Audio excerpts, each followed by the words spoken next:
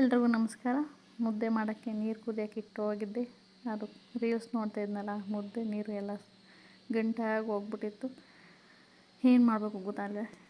ಗಂಟೆಲ್ಲ ತೆಗ್ದಾಕಿ ಅದಕ್ಕೆ ರಾಗಿ ಹಿಟ್ಟು ಹಾಕಿ ಇಟ್ಟಿದ್ದೀನಿ. ಕುದೀತಾ ಇದೆ, ಏನಾಗುತ್ತೋ ಗೊತ್ತಿಲ್ಲ. ಲಾಸ್ಟಿಗೆ ಸ್ವಲ್ಪ ಬೆಂದಿರಲಿಲ್ಲ, ಮತ್ತೆ ಮುದ್ದೆ ಕೂಡಿಸ್ಬಿಟ್ಟು ಒಲೆ ಮೇಲೆ ಬೇಯಕ್ಕೆ ಇಟ್ಬಿಟ್ಟೆ. ಸರಿ ಅಂತ ಅಪರೂಪಕ್ಕೆ ಒಂದೊಂದ್ಸಲ ಮುದ್ದೆ ಮಾಡೋಕ್ಕೆ ಹೋದರೆ ಏನೇನೋ ಆಗ್ಬಿಡುತ್ತೆ. ಅದು ನನ್ನ ಮಗ ಬೇರೆ ಮೊದಲು ತಲೆ ತಿಂತಾಯಿದ್ದ.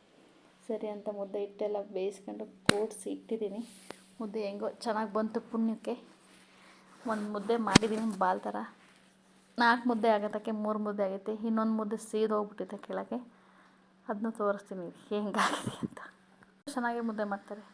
ನಾವು ಅಪರೂಪ ಮುದ್ದೆ ಮಾಡೋಕ್ಕೆ ಹೋದಾಗ ಹಿಂಗಾಗ್ಬಿಟ್ಟಿತ್ತು. ಮುದ್ದೆ ಹೆಂಗೋ ಚೆನ್ನಾಗಿ ಬಾಲ್ ಥರ ಬಂದಿತ್ತು. ಅದರಲ್ಲಿ 3 ಮುದ್ದೆ ಆಗಿದೆ. ಏನೋ ಅದೃಷ್ಟ ಚೆನ್ನಾಗಿತ್ತು, ಚೆನ್ನಾಗಿ ಮಾಡಿದ್ದೀನಿ. ಒಂದು ಮುದ್ದೆ ಹೀರೆಕಾಯಿ ಸಾರು, ಬಿಸಿ ಸಾರು ಮಾಡಿದ್ನಲ್ಲ ಅಂತ ಮುದ್ದೆ ಮಾಡೋಕ್ಕೆ ಹೋಗಿದ್ದು. ಸಾಂಬಾರು ಕೂಡ ರೆಡಿ ಆಗಿದೆ. ಅದ್ರಲ್ಲಿ ನನ್ನ ಮಗ ಏನೋ ತಲೆ ತಿಂತಾಯಿದ್ದ, ಮುದ್ದೆ ಮಾಡಿದೀಯಾ ಹಂಗೆ ಹಿಂಗೆ ಅಂತ. ಅವನಿಗೆ ಮುದ್ದೆ ತಿಂತಾನೆ, ಇಷ್ಟಪಡ್ತಾನೆ ಮುದ್ದೆನ, ಆ ಥರ ಏನಿಲ್ಲ. ಖಾರ ತೊಗೊಂಡಿರ್ತೀವಲ್ಲ, ನೀಟಾಗಿ ಎಲ್ಲ ತೊಳೆದ್ಬಿಟ್ಟು ಅದನ್ನ ಒಂದು ಸಲ ನಾವು ಲಾಸ್ಟಿಗೆ ನಮಸ್ಕಾರ ಮಾಡ್ಕೊಬಿಡ್ತೀವಿ. ಚೆನ್ನಾಗಿ ಬಂದಿತ್ತು ಮುದ್ದೆ ಕೂಡ.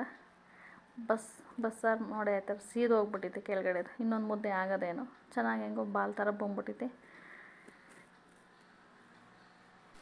ಬಾಕ್ಸಿಗೆ ಹಾಕಿ ಮುಚ್ಚಿಡ್ತಾಯಿದ್ದೀನಿ. ತಣ್ಣಗಾಗುತ್ತೆ, ಅವರು ಊಟಕ್ಕೆ ಬರ್ದೊಳಗೆ ಮುದ್ದೆ ಅಂದ್ಬಿಟ್ಟು ಮುದ್ದೆ ಕೋಲೆಲ್ಲ ತೊಳೆದ್ಬಿಟ್ಟು ನೀಟಾಗಿ ಅಲ್ಲೇ ಇಟ್ಬಿಟ್ಟು ಇರೋ ನೀರಲ್ಲೇ ಹಾಕಿರ್ತೀವಿ. ಮುದ್ದೆ ತಪ್ಪಲೆ ತೊಳೆಯೋಕೆ ಈಸಿ ಆಗುತ್ತೆ ಅಂತ ನಮಸ್ಕಾರ ಮಾಡ್ಕೊಂಡು ಮುಚ್ಚಿಟ್ಬಿಟ್ಟು ಮುದ್ದೆ ನೋಡಿ ಹೇಗಿದೆ.